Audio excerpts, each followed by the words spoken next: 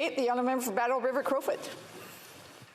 Thank you very much, Madam Speaker. And as always, it's an honour to be able to rise to debate the important legislation in this House. But, Madam Speaker, I hope you'll give me just a very little bit of latitude to start my intervention with an acknowledgement. And that acknowledgement is that it's Valentine's Day. So to Danielle, I'm not sure if you're watching, but I love you. A very, very happy Valentine's Day. And although we can't be in person, I so much appreciate your partnership and all the work that you do and that we're able to do as a family. So I love you, sweetheart. And with that, Madam Speaker, I'll get back to the subject at hand. Madam Speaker, wood builds is certainly an interesting conversation, and one might ask how this Prairie Member of Parliament, of which when one, speaking of my wife actually, one of the things that she commented when she first came to visit me on my family farm shortly after we got together was that there was a lack of trees, especially compared to northern Saskatchewan, where she heralds from. There were very, very few trees in the area. But, Madam Speaker, it's certainly an interesting subject of conversation when you look at the architecture and the advancement that has taken place in the space as to what wood builds can mean for both architecture, for city planning, and also benefit for the environment.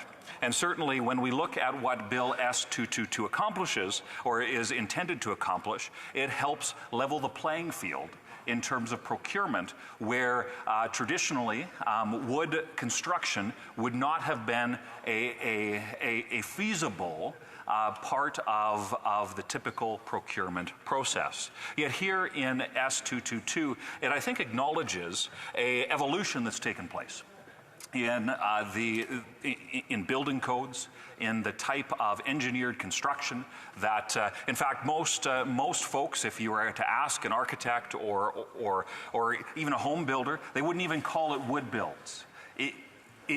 It would be engineered builds, because it's a significant amount of work goes into creating the products, wood-based in most cases, Madam Speaker, that go into these new buildings. So what S222 endeavors to accomplish is to simply level the playing field. And certainly as a Conservative, we look forward to those, when one goes through the procurement process, you will pick the best, most cost-effective and environmentally friendly procurement option. And in this case, when it comes to the construction of public buildings, you want to ensure that the procurement process is followed, that it's giving the best value to taxpayers. But to include wood in that is something that I would suggest is a positive step in the right direction, which could very well provide that significant value to taxpayers. Let me provide a couple examples, Madam Speaker. Many people will look at the architecture that one associates with the Lower Mainland in BC. And I happen to go to university in Langley, BC, at Trinity Western University. And it's interesting because as I followed back some of the developments that took place, to the point where the city of Vancouver is actually allowing up to 40-story construction projects using engineered wood building. And the advancements from previously it was limited to 20 stories, which was a significant advancement compared to what was allowed before. But you've seen the technology allowing for this, and especially in a place like Vancouver, where you have to take into account seismic activities and high moisture levels and the various associated challenges that are involved with building in the Lower Mainland in essentially what is a rainforest. Madam Speaker, you're seeing that there is tremendous opportunity that exists, and not only can it be good for the environment, but it can also be very, very cost effective. And, Madam Speaker, something else, one of the potential benefits of wood construction is that it can be fast.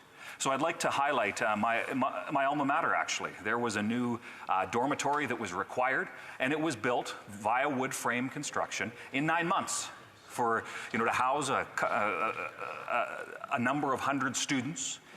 This new building, modern facility to house students, was built in 9 months using wood frame construction, something that simply would not be possible using more traditional methods. So, Madam Speaker, I think that it speaks to some of the incredible technologies that are being advanced in the space, allowing for this conversation to even take place. Because if you were to ask probably most engineers, they would share how wouldn't have been that many years ago that this would not have been possible in an engineering sense. The risk would have been too great to have a building that was built out of wood that went beyond what traditionally would have been a 5 or 6 or maybe 10-story building, but because of the advancements in technology to the point where we've seen approval for an up to 40-story building. So it goes, Madam Speaker, I think a natural evolution of the technology, of the engineering capacity to see that we would allow public procurement and the construction of publicly owned buildings by the federal government to include wood construction as an option. Now, Madam Speaker, for you and I'm sure many others in this place, when it comes to the idea of using natural products, I would simply conclude my remarks by mentioning one of the bits of history associated with natural products being used for construction. And that is the idea of sod houses.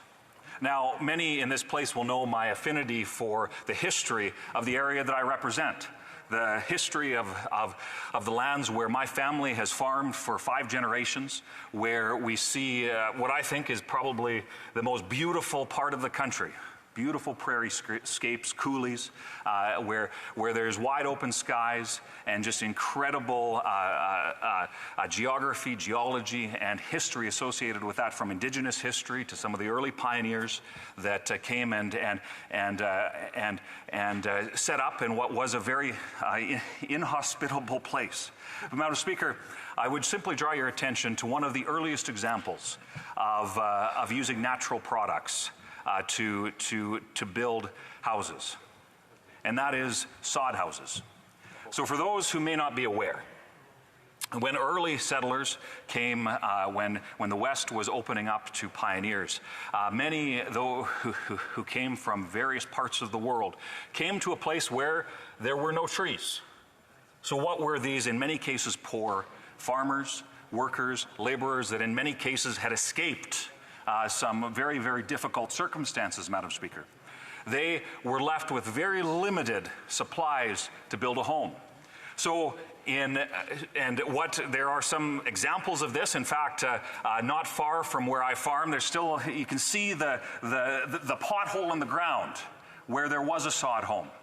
That you can just see a little bit of what's left there. But it speaks to some of the incredible history of the prairies and how sometimes when it comes to our history, those who pioneered the way to the story that makes up what is our country's history, from those who in many cases learned from the indigenous folks who preceded them, the incredible stories, the architecture, and what eventually was sod houses built, more than a century ago, to us now discussing in Canada's Parliament the use of natural products, engineered wood products for public construction. So thank you very much, Madam Speaker. I appreciate the opportunity to engage in debate on this bill. And although I don't have the opportunity for many questions, I encourage members to look into the history associated with sod houses and the neat little anecdotes that speaks to in terms of a neat part of what we are as Canadians. Thank you, Madam Speaker.